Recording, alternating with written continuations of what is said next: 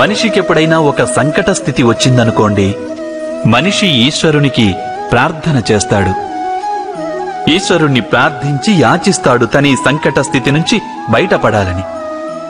కాని ఈ ప్రార్థన యొక్క వాస్తవ రూపం ఏమిటి? ఇది మనం ఎప్పుడైనా ఆలోచించామా? ప్రార్థన అర్థం ఏమిటంటే, తనకున్న అన్ని సంశయాలు, సకల చింతలు, తనకున్న సంకల్ప వికల్పాలు, తన ప్రణాళికలన్నింటినీ ఈశ్వరుని చరణాలపై ఉంచేయడం. అనగా తన కర్మ ఫలితం ఎలా ఉంటుందోననేది ఆలోచించకుండా ధర్మానుసారం కర్మను చేయడం. ఈశ్వరేచ్ఛను సదా తన కర్తవ్యంగా భావించడం. ఇదే కదా ప్రార్థనంటే.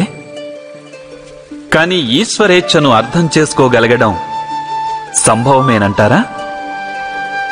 అదేమిటో మన కర్మ ఫలితాలను బట్టి సర్వదా ప్రకటితమవుతూనే ఉంటుంది. అయితే ఒకవేళ ఎవరైనా కర్మనే త్యజించాలనుకుంటే అది ప్రార్థనేనంటారా? వాస్తవానికి కర్మాచరణే జీవితం. ఫలితం పట్ల వ్యామోహం లేకుండా ఉండటమే సరి అయిన ప్రార్థన. కాని ప్రార్థన కర్మను భారంగా మార్చేస్తే, మనిషిని ఏ కార్యమూ చెయ్యనీకుంటే అది ప్రార్థనంటారా లేక పరాజయమా? మీరే ఆలోచించండి.